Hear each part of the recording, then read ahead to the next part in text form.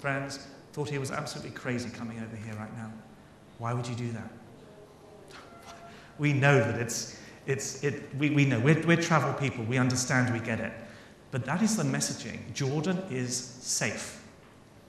And I think you have to be so strong with that message.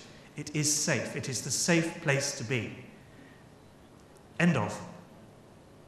And we say the same in London. Any big city, wherever you are in the world, everyone has the safety and security. New York, think of the big cities around the world. Mexico, I'm sure, Jim, you have the same. Wherever you send people, is it safe? We can't send people to Mexico right now, and it has nothing to do with war. It has to do with drug smugglers. And the fact, drug smugglers, and the fact that they've beheaded people. You cannot sell Mexico in the United States right now, and there's no crime in any of the areas that we go to. There's none. They don't attack tourists, and yet Mexico's off the charts. Karim has done a wonderful job. We have the Site Summit coming up in February in Cairo. You're all invited, by the way. You should come. But he's done a great job of letting us know that the problems the press has reported are quite often the problems the press has created, and that they aren't the issues that we have seen or think of. You should do the same.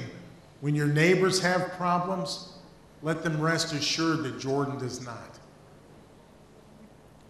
So, if safety is perceived to be compromised, clients will not go to the destination. I mean, the perception is everything that we have to shift the mindset, starting from the very beginning of the presentation. We have to shift the mindset. It won't take 6 months, it won't be overnight. It has to be a shared agenda, a process in place collectively, continuously. Continuously. You never stop talking about how safe Jordan and secure Jordan is. In all of your proposals, in everything that you do, you get that message out there continuously. It should never stop. Weather patterns impact decisions, and evacuation and emergency plans must be established. Those are now going out in our RFPs. What happens if there is a major event in London? What's the DMC's procedure? If a bomb went off, reality, if something happened, if there was a political event, if there was a march, a rally, or something, what's your strategy when we're trying to win new clients or convince association business, for example, like you are trying to attract? It goes in our pitch when we're actually in front of the people. It's all in place. We've thought about it. This is what we're doing.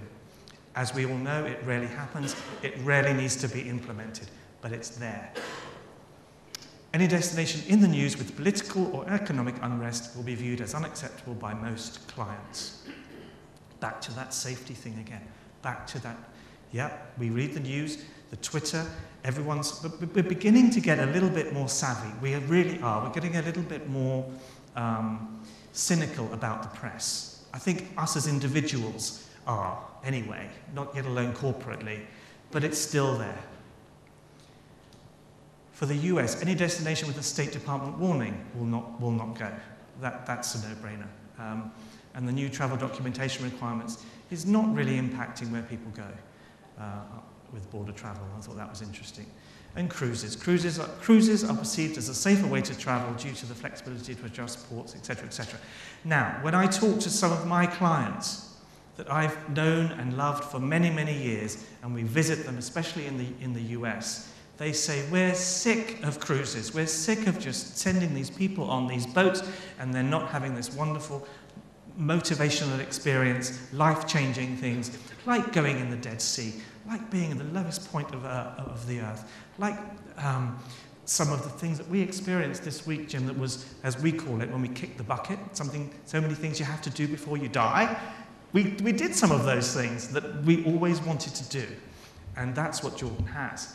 So there's even a pent-up demand that people want to send people to these wonderful places around the world, and they do want to stop. I mean, if there are any cruise operators in the room, I'm sorry, but But I mean, they have their market. They can, there's plenty of them out there.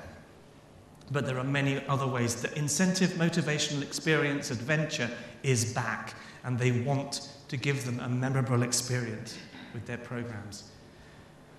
Concerns typically keep clients closer to home. Now that came out in the survey, and I'm not seeing that. I'm not seeing that from a UK perspective. And if I talk to my European counterparts, everybody wants to come to Europe now. It's been such a pent-up demand over the years that we're seeing so many RFPs. It's gone up so much, not just for London, but for Scotland, for the Midlands, etc., etc. And I know, talking to France and Germany, they're seeing the same.